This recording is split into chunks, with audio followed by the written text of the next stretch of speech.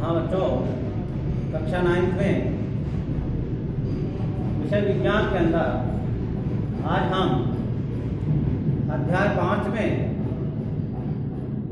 पादप कोशिका की संरचना का अध्ययन करेंगे। पिछले वीडियो में हमने जंतु कोशिका की संरचना का अध्ययन किया था। आज हम पाठ 5 में पादप कोशिका की संरचना का अध्ययन करें। सबसे पहले मैं आपको बताऊं कि जंतु कोशिका और पादप कोशिका लगभग समान सी होती हैं, लेकिन फिर भी इनमें अंतर होता है। अंतर क्या होता है जान लीजिए आप, क्योंकि आपने जंतु कोशिका भी पढ़ी है और आज आप पादप कोशिका भी पढ़ेंगे। लेकिन अंतर क्या है इनके, कभी कभी अंतर भी जान लेते हैं। तो अंतर सबसे पहला है कि पादप कोशिका में कोशिका झिल्ली होती है। जंतु कोशिका में कोशिका झिल्ली होती है, वो प्रोटीन और वसा की बनी होती है। और पादप कोशिका के अंदर कोशिका झिल्ली के साथ साथ कोशिका भित्ति भी होती है, जो सेलुलोज की बनी होती है। तो इसमें कोशिका झिल्ली होती है, इसमें कोशिका भित्ति होती है बाहर, जो सेलुलोज की बनी। इसके साथ है कि जंतु कोशिका में भी केंद्रक होता है और पादप कोशिका में भी केंद्रक होता है। लेकिन अंतर क्या है, पादप कोशिका में जो केंद्रक होता है वो एक तरफ को होता है, परिधि की तरफ, जबकि हमने देखा था जंतु कोशिका में केंद्रक बीच में होता है। उसका भी कारण है कि जंतु कोशिका के अंदर जो रिक्तिकाएं होती हैं वो छोटी छोटी होती हैं या नहीं भी होती हैं, छोटी होती है बहुत। लेकिन पादप कोशिकाओं में जो रिक्तिकाएं होती हैं वो बड़ी होती हैं, और पादप कोशिकाओं में जो रिक्तिका बड़ी होती हैं उसके कारण उसका केंद्रक एक तरफ होगा। इसके साथ ही चौथा जो अंतर है वो ये है कि पादप कोशिका में एक हरतलाव पाया जाता है, जो प्रकाश संश्लेषण का कार्य करता है। जंतु कोशिका में हरतलावक नहीं पाया जाता। तो बाकी की सारी जो संरचनाएं हैं बच्चों, वो जंतु कोशिका में और पादप कोशिकाओं में समान ही रहती। अब हम चित्र के माध्यम से उसकी संरचना समझते हैं।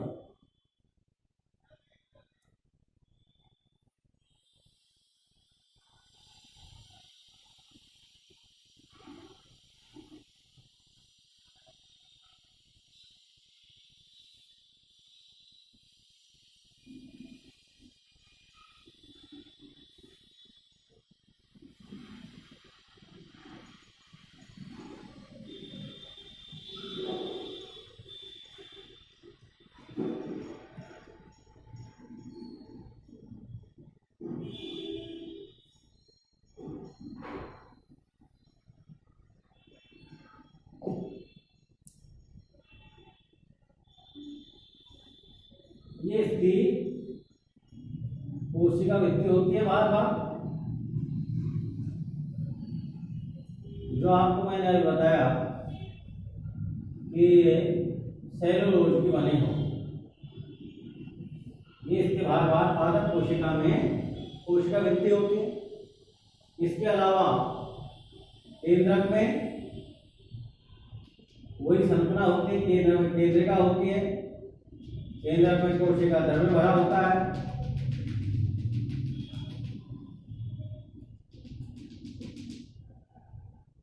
और इसमें एक तरफ केंद्रक होता है, उसका मैंने आपको कारण बताया कि इसमें बड़ी सारी रिक्तिका पाई जाती है। अनेक रिक्तियां, बड़ी बड़ी रिक्तिका पाई जाती है। इसके अलावा इसमें और जो अंग होते हैं वो सब होते हैं।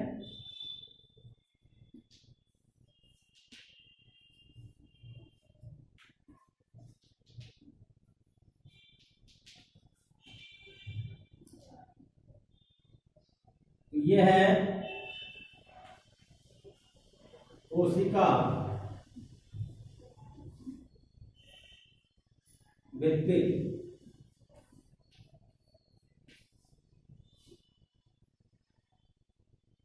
ये है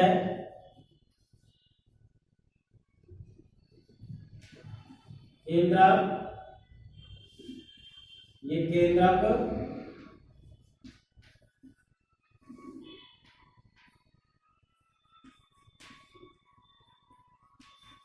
झिल्ली, केंद्रक के अंदर केंद्रक द्रव्य भरा होता है। ये हमारी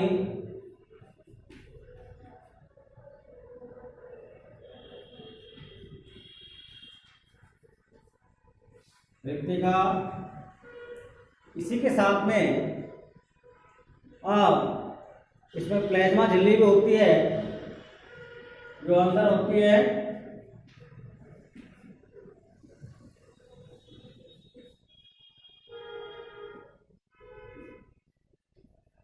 जो जंतु कोशिका में भी होती है।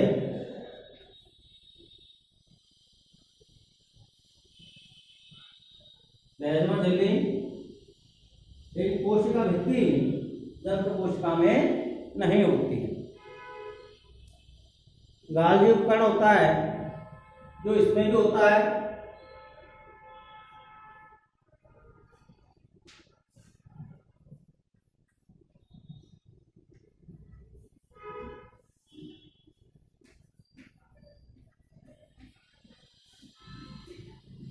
राइबोसोम है जो भी इसमें होता है। लाइसोसोम भी होता है। माइटोकॉन्ड्रिया भी होता है।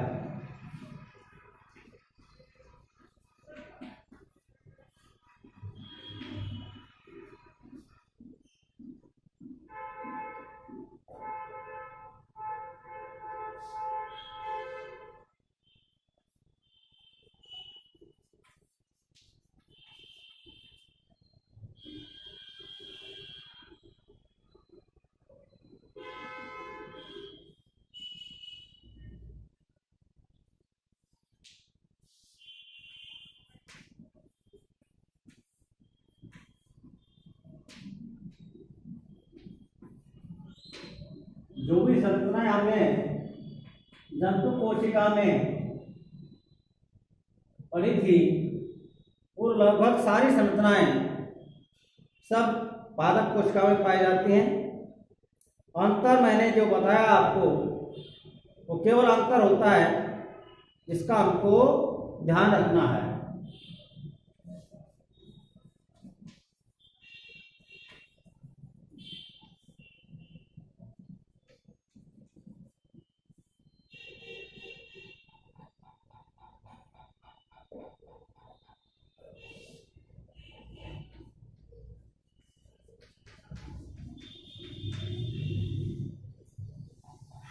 ये राइबोसोम है जो प्रोटीन संश्लेषण का कार्य करता है।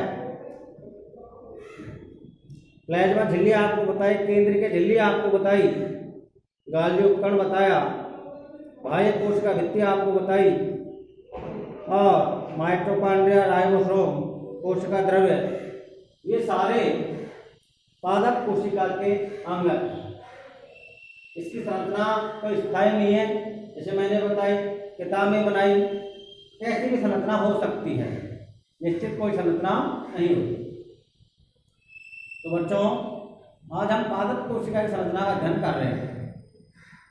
तो पादप कोशिका में सबसे पहले जो भाग आप जो देख रहे हैं, इसको कहते हैं कोशिका भित्ति। ये कोशिका भित्ति होती है जो सेलुलोज की बनी होती है। इस कोशिका भित्ति के अंदर प्लाज्मा झिल्ली होती है। प्लाज्मा झिल्ली के अंदर कोशिका द्रव्य भरा रहता है। उस कोशिका द्रव्य के अंदर अनेक अंग पाए जाते हैं, जैसे जंतु कोशिका में पाए जाते हैं। सबसे पहले केंद्र के बाहर भाग चिकनी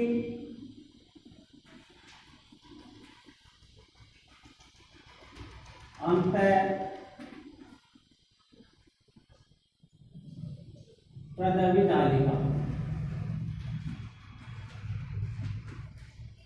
पाई जाती है, जो कोशिका के अंदर सतह प्रदान करने का कार्य करती है।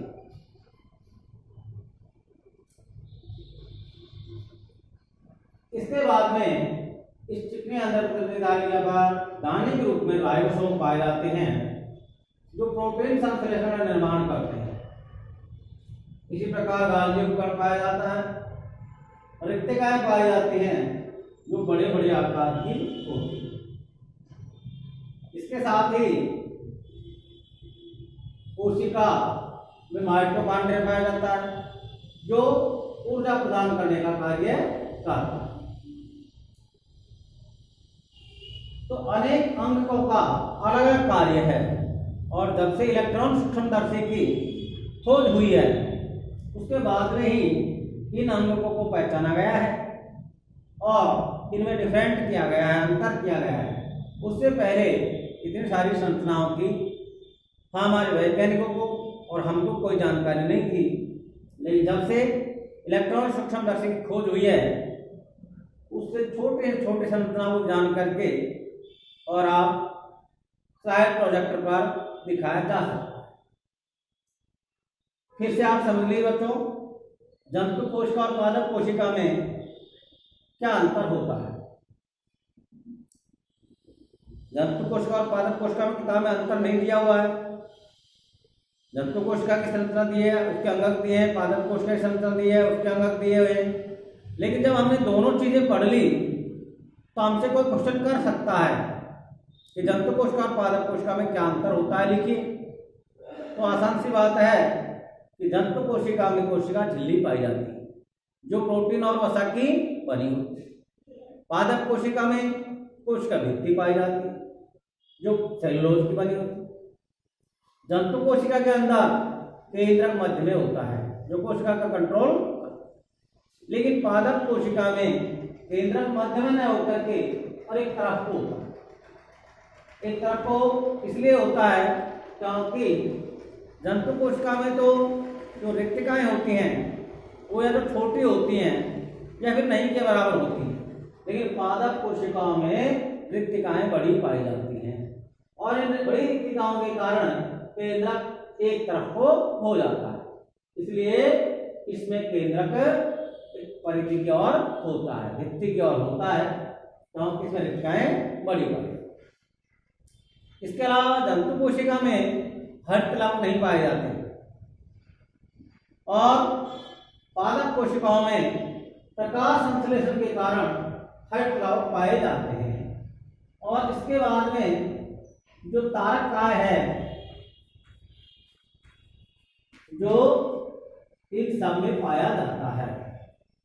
तो आप देख रहे हो बच्चों, जो आपने जंतु कोशिका में सारी बातें पढ़ी थी, वही सारी ठीक ठीक बातें पादप कोशिका में भी होती हैं। चित्र बनाते समय, लिखते समय, याद रखते समय आपको केवल अंतर ध्यान रखना है, दोनों की संरचना लगभग समान ही होती है। सारी संरचनाएं वो होती हैं, चिकने अंदर प्रद्रव्यजालिका होती है, लाइसोसोम होता है, राइबोसोम भी होता है, गाल्गी उपकरण भी होता है, कोशिका द्रव्य भी होता है, राइबोसोम भी होता है, प्लाज्मा झिल्ली भी होती है, रिक्तिका, कोशिका भित्ति, केंद्रक द्रव्य, केंद्रक झिल्ली, तारक काय, ये सारी संरचनाएं जंतु कोशिका और पादप कोशिका में ही लगभग दोनों में समान होती है। अंतर का ध्यान रख करके और आप दोनों में डिफरेंट बना सकते हैं और इनकी संरचना को आप याद रख सकते हैं। जंतु कोशिका में कोशिका झिल्ली होती है, पादप कोशिका में कोशिका भित्ति होती है। जंतु कोशिका में कोशिका झिल्ली प्रोटीन और वसा की बनी होती है, पादप कोशिका में कोशिका भित्ति सेलुलोज की बनी होती है। जंतु कोशिका में केंद्रक मध्य में होता है, पादप कोशिका में केंद्रक एक तरफ होता है। जंतु कोशिका में जो रिक्तिकाएं होती हैं वो छोटी होती हैं, और पादप कोशिका में रिक्तिकाएं बड़ी होती हैं। जंतु कोशिका में हरित लवक नहीं पाया जाता है, पादप कोशिका में हरित लवक पाया जाता है। इस प्रकार हमने जंतु कोशिका और पादप कोशिका की संरचना का अध्ययन किया, इस प्रकार प्लास्टिड्स भी पाए जाते हैं, जिनके कारण हम विभिन्न प्रकार के रंग देखते हैं, वर्णक देखते हैं, यह प्लास्टिड्स के कारण होता है। तो प्लास्टिड्स केवल पादप कोशिकाओं में होते हैं। जैसे मक्का का लाल पीला रंग है, टमाटर का लाल रंग है, इन वर्णकों के कारण होता है, उन्हें प्लास्टिड्स कहते हैं। तो जंतु कोशिका और पादप कोशिका मैंने आपको 5 अंतर बताए हैं। आज हमने पादप कोशिका की संरचना का अध्ययन किया है। अगले वीडियो में हम कोशिका विभाजन का अध्ययन करेंगे। कोशिका का विभाजन कैसे होता है, कितने प्रकार से होता है। तो आज के 5वें पाठ के अध्याय में हमने पादप कोशिका की संरचना का अध्ययन किया। धन्यवाद।